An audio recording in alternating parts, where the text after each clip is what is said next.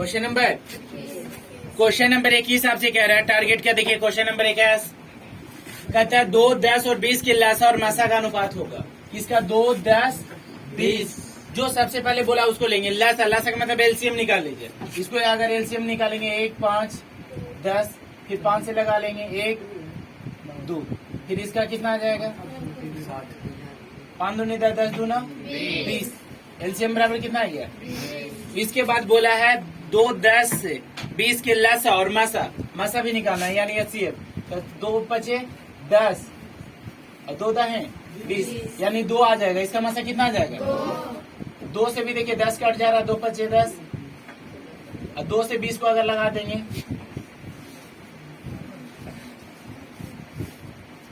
यानी इस मसा कितना आ जाएगा? 2। अभी दोनों का रेशियो पूछा है। एलसीएम बराबर कितना आ गया? 20। एलसीएम बराबर और एचसीएफ बराबर 2।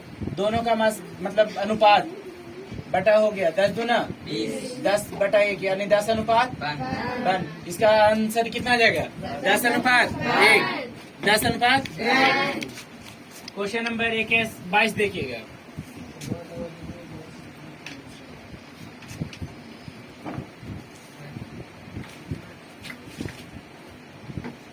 क्वेश्चन नंबर 22 कह रहा है सबसे छोटी भाज्य संख्या और सबसे छोटी अभाज्य संख्या का मासा कितना होगा? सबसे छोटी भाज्य संख्या, सबसे छोटी भाज्य संख्या कितना है? 4। सबसे छोटी भाज्य संख्या बराबर, सबसे छोटी भाज्य संख्या 4 है और सबसे छोटी अभाज्य संख्या दोनों का मासा पूछा है। दोनों का मासा कितना आ जाएगा? मासा बराबर कितना आ गया? मासा बराबर 2। क्वेश्चन नंबर 23 कह रहा 2 लगातार संख्या का मासा। 2 लगातार, यहाँ पे बहुत सारा इस प्रकार से भी पूछ सकता है। 2 लगातार सम संख्या, 2 लगातार अभाज्य संख्या, 2 लगातार संख्या। ठीक है, तो क्वेश्चन को ध्यान में रखिएगा। कह रहा 2 लगातार संख्या, 2 लगातार कोई भी, जैसे 2, 3, 5, 6, 9, 10। इसका मासा हमेशा कितना आएगा? 1। नहीं तो निकाल के देख लेते हैं। 9 1 9, 1 1 9 9। इसका मासा हमेशा कितना आएगा? 1 प्राप्त होगा। तथा 2 लगातार संख्या का मासा कितना होता है? 1। अगला क्वेश्चन है 5005 के कितने अभाज्य गुणनखंड है? 5005 के कितने अभाज्य गुणनखंड है? तो इसको सिंपली तोड़ दीजिए। देखिए एक बार में कितना हो गया? 1। इसके बाद में कितना से कटेगा? 7 से काट लेते हैं। 7 कहीं 7, 3 7 के 28, 2 7 81, फिर 11 11 कहीं 11 11 33। यानी 5005 के कितने अभाज्य गुणनखंड है? 4। कितने हैं टोटल? यही चार्ट हो तो है। टोटल अभाज्य गुणनखंड कितने हैं? 4। क्वेश्चन नंबर 25 देखिए, कह रहा कितने 2 अंकों की संख्या 3 से विभाज्य है? क्वेश्चन नंबर 25 कह रहा कितने 2 अंकों की संख्या 3 से, ये एपी का क्वेश्चन है फिर भी बता दे रहे हैं। देखिए कितने 2 अंकों की संख्या 3 से कट जाता है, मतलब तो 3 से कटने वाले मतलब 2 अंकों की संख्या। पहले 2 अंकों की संख्या कौन कौन है? 10 से लेकर 99 तक। लेकिन हमको 3 से कटने वाला चाहिए, तो 3 से कटने वाला एक श्रेणी बना लीजिए। सबसे छोटी संख्या 3 से कटने वाला 12, 12 के बाद 15, 15 के बाद 18, 3 3 जोड़ते जाएंगे। लास्ट संख्या 99 ही है। देखिए 33 99। अब यहाँ से ए बराबर कितना हो गया? 12। डी बराबर कितना हो जाएगा? A2 माइनस A1 यानी 15 में से 12 गया 3। और यहाँ लास्ट पद को हम एन बोलते हैं। लास्ट पद को क्या? एन बराबर कितना है? और हमको पदों की संख्या यानी एन बराबर भाट, एन बराबर यानी यही तो पूछा है कि इसमें टोटल कितने पद हैं जो 3 से मतलब विभाजित हो जाए, यानी एन का मान निकालना। तो फॉर्मूला होता है एन बराबर 1 plus N minus 1 into D. N का मान कितना दिया? 99। ए का वैल्यू कितना है? एन कितना है निकालना है। डी का वैल्यू कितना है? प्लस 12 इधर आएगा। अब 3 से एन में गुना होगा। 3 का ही 99 में से 12 गया बराबर 3n माइनस 3। अब माइनस 3 इधर आएगा तो बराबर इधर कितना हो जाएगा? 87 3 30 दिया। एन बराबर कितना गया? 30। एन बराबर यानी कितना ऐसा संख्या जो 3 से कट जाएगा? 30। 3 से विभाजित होने वाले टोटल संख्या कितने हैं? 30, जो 2 अंकों का है।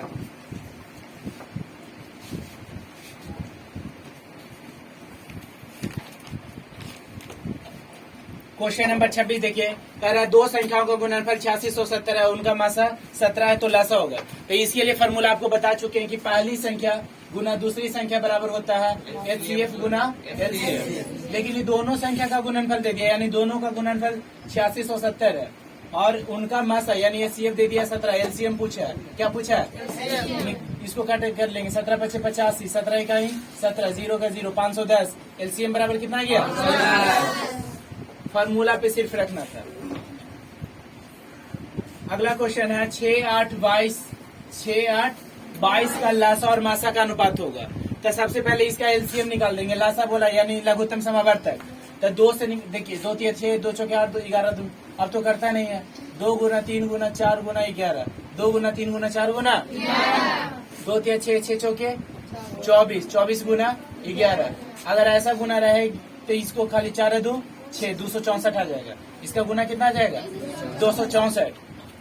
अगर 11 से गुना करने का रहे कोई भी संख्या, तो जैसे 24 गुना 11, इसको कैसे 264 लिख दिए। तो यहाँ से देखिएगा, ये जो बीच में थोड़ा सा गैप रखिएगा, अगर ये 10 से कम रहेगा तो इसका जोड़, तो 4 2 6, इसका आंसर कितना आ जाएगा? 264। नहीं तो 24 गुना 11 करना तो कर लीजिए, 24 24। देखिए 4 4 2 6, 264। तो LCM हमको कितना प्राप्त हो गया? 264। 200। अब हमको क्या निकालना है? मसा बोला है, तो मसा निकाल लीजिए। 6 और 8 से निकालते हैं। 6 इकाई 6, 2 2 3 है। इसका मसा कितना आ गया? 2। फिर 2 से 22 को 11 दूना 22 हो गया। तब मसा कितना आ गया? 2। LCM बराबर आ गया हमको 264 और HCF बराबर 2। दोनों का अनुपात पूछा, यानी बट्टा कर लेंगे। 132 दूना 132, नीचे कुछ नहीं है तो बन 132 बटा बन, यानी 132 अनुपात 1। 132 अनुपात 1 आ गया। क्वेश्चन नंबर 28 देखिएगा। 28 कह रहा 96 का अभाज्य गुणनखंड क्या होगा? चलिए देखते हैं। ऑप्शन 96 का अभाज्य गुण, जिनके पास टारगेट है वही देख लीजिएगा, नहीं तो क्वेश्चन भी बोल दे रहे हैं। क्वेश्चन से आप समझ के इसको सोल्यूशन कर सकते हैं। 96 का अभाज्य गुणनखंड आपसे पूछा है कि 96 का अभाज्य गुणनखंड क्या होगा। आइए इसको तोड़ लेते हैं। 2 से 48 दूना 96, 24 दूना 12 दूना।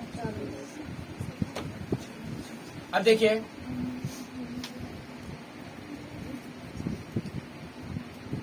दो कितना टोटल आ गया इसमें? 5। 2 के पावर 5, 3 के पावर 1। अतः ऑप्शन नंबर इसमें क्या हो जाएगा आपको? C. Option number C. Question number 29, 0/3, इसको परिमेय संख्या के रूप में लिखना है। इसको तो जो कि हम बता चुके हैं, इसको x बराबर मानिएगा 0.333। ये जितना बार ले सकते हैं, इसको समीकरण 1 मान लेंगे। अगर एक रिंग एक अंक पे रहे तो दोनों तरफ 10 से गुना कर लेंगे। 10 गुना x बराबर 0.333 गुना 10। 10 से x में गुना करेंगे 10x। अगर ये 10 से गुना करेंगे तो ये दशमलव यहाँ पे आ जाएगा एक अंक के बाद, यानी 3 आगे आ जाएगा। उसके बाद दशमलव, समीकरण नंबर 2। इसके बाद क्या करेंगे? समीकरण 2 - 1। समीकरण 2 माइनस 2 में से 1 को घटाने पर, 2 में से 1 को, तो 10 में से x गया 9x। देखिए 10 में से x चला गया, कितना बचेगा? 9x। उसके बाद इधर से इधर वालों को घटाना है, तो 3.333 में से इतना घटा लेंगे, 0.333। तो कितना आ जाएगा? 3 आ जाएगा। कितना आ गया? 3। तो यहाँ से देखिए x बराबर हो गया 3/9। 3/3 दिया, 1/3। इसका आंसर कितना आ जाएगा? 1/3। ऑप्शन नंबर सी में है, देख लीजिएगा। अगला है क्वेश्चन नंबर 30। 7 + 3√2 1 है। 7 + 3√2 1 है। क्या है? अपरिमेय संख्या। ये तो सिंपल है। अगला है कि निम्नलिखित में कौन परिमेय संख्या? निम्नलिखित में कौन परिमेय संख्या?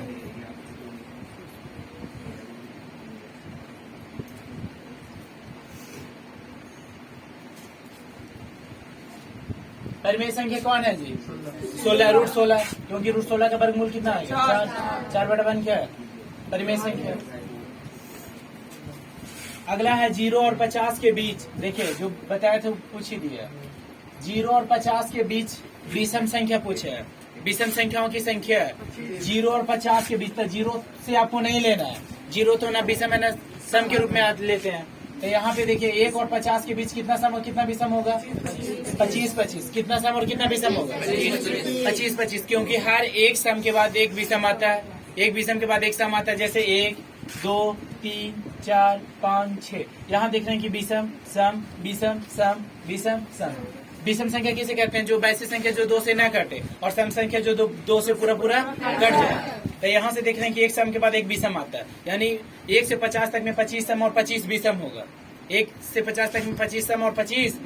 ये 0 आपको कंफ्यूज करने के लिए दे दिया था कि 0 और 50 के बीच में। तो 1 से 50 0 तो सम ना विषम है, तो इसीलिए 1 और 50 के बीच में कितना सम और कितना विषम होगा? 25। तो हमको खाली विषम के बारे में पूछा है, तो विषम की संख्या 25 हो जाएगी। विषम की संख्या कितनी होगी? 25। नेक्स्ट क्वेश्चन है 5, 15, 20 के लसा और मासा। इस प्रकार के क्वेश्चन कितना बता दिए, फिर भी 5, 15, 20 का एलसीएम कितना आ जाएगा? 1, 3, 4। 5 गुना 3 गुना 4, 5 या 15 चौके 60। एलसीएम कितना गया? 60। और इसका जो एचसीएफ निकालेगा तो 5 आ जाएगा। एचसीएफ कितना आ जाएगा? 5। तो 5 दोनों का अनुपात कितना हो गया? 12 पर 25 60, 12 अनुपात 1। 12 अनुपात 1। ऑप्शन नंबर आपको है डी में। Option number D. Question number देखिए 34। कार्य निम्नलिखित में कौन अपरिमेय नहीं है? बताना है कि अपरिमेय नहीं मतलब परिमेय है।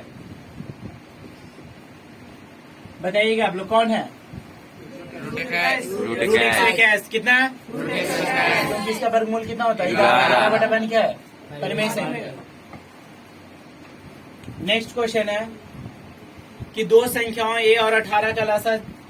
दो संख्या दे दिया। दो संख्या कौन कौन है? पहली संख्या मान ली a दिया हुआ, दूसरी संख्या 18, दूसरी संख्या 18। लसा 36 और मासा 2 है। तो हम जानते हैं कि पहली संख्या गुना दूसरी संख्या बराबर होता है CF गुना LCM। a का मान यहाँ से पूछा है, तो पहली संख्या a गुना दूसरी संख्या 18। ये CF दे रखा है 2 और लसा दे दिया 36। 18 दूनी 36।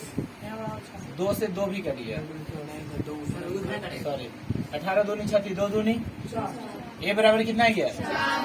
18 दूनी 36, 2 दूना 4। a बराबर कितना आ गया? 4। क्वेश्चन नंबर नेक्स्ट चलते हैं। अगला बोला 36 बोला P और Q अभाज्य संख्या है। मतलब P और Q अभाज्य संख्या बता दिए थे कि जब भी अगर अभाज्य संख्या का जिक्र होगा उसका मासा कितना होगा? 1।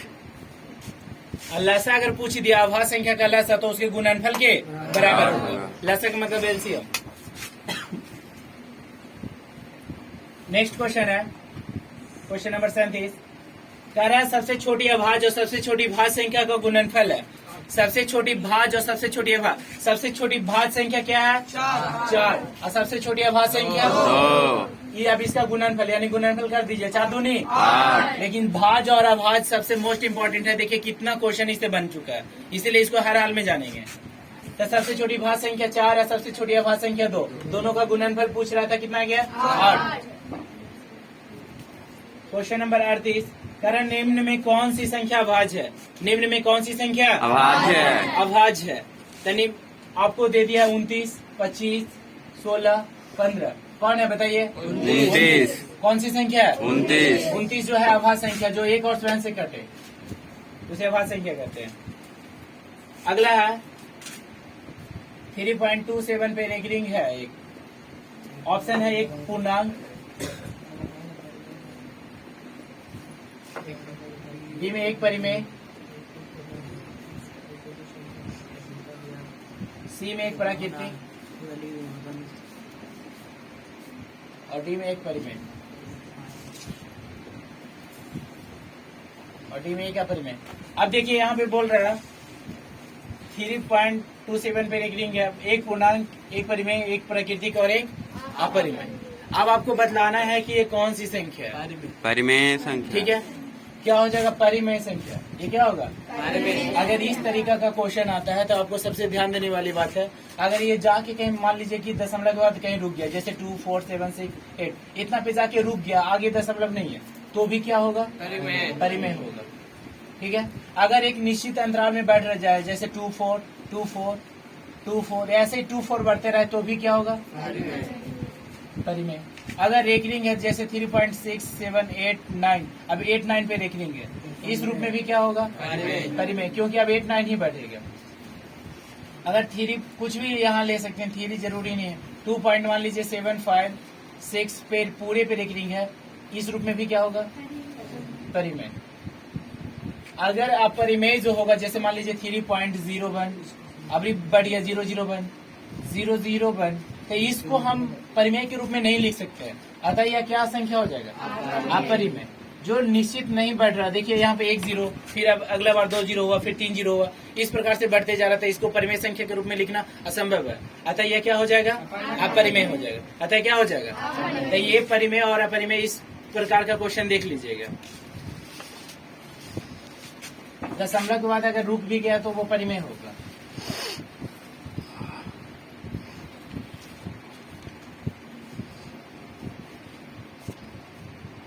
Question number 40। क्वेश्चन नंबर 40 का किसी पूर्णांक m के लिए सम संख्या का रूप है। देखिए m है जो पूर्णांक है, m है जो क्या है? मान लीजिए m बराबर 1 2 3 4 इत्यादि सम संख्या का रूप पूछा है। तो सम संख्या का रूप यानी हमेशा सम संख्या आना चाहिए। a में है m + 2, b में ऑप्शन है 2m + 1, c में है 2m और d में है 2m - 1। अब यहाँ m की जगह पे आपको ये सब कुछ भी एक धर देना। पूर्णांक बोला है m, तो m की जगह पे अगर 1 धरते हैं तो 2 1 कितना आएगा? 3। अगर 2 धरेंगे तो 2 2 4, 3 धरेंगे 3 2, तो इस सम संख्या आ रहा जी। सम और विषम दोनों आ जाता है। हमको सम के लिए पूछा है, तो आता ये ऑप्शन नहीं होगा। सेकंड वाला को जांच करते हैं। m की जगह पे 1 रखना है, तो 2 इकाई 2 2 और 1 3, पहले गुना का काम होता है। m की जगह पे अगर 2 रखेंगे तो 2 दूनी 4, 4 और 1 5। अगर 3 रखेंगे तो 3 दूनी 6 1 7। यहाँ देख रहे हैं कि सिर्फ विषम संख्या प्राप्त हो रहा है। यहाँ क्या प्राप्त हो रहा है? विषम संख्या। हमको सम संख्या के बारे में पूछ रहा था, ये भी नहीं होगा। अब इसमें धरते हैं। अगर m बराबर 1 धरेंगे तो 2 इकाई 2, अगर 2 रखेंगे तो 2 दूना 3 रखेंगे 3 दूना। देखिए आप चोट पकड़ा गया, समझिए। यही ना हमको सम संख्या के बारे में पूछ रहा था। अतः सम संख्या के रूप कौन आ रहा है? देखिए कुछ भी रख देंगे, m एक पूर्णांक है, यानी m के जगह पे हम कोई भी पूर्णांक लेंगे तो सम ही संख्या आना चाहिए। m के जगह पे देखिए कोई भी पूर्णांक ले रहे हैं तो क्या आ रहा है? सम संख्या। अतः सम संख्या का रूप कौन होगा? 2m। अतः सम संख्या का रूप कौन होगा? 2m।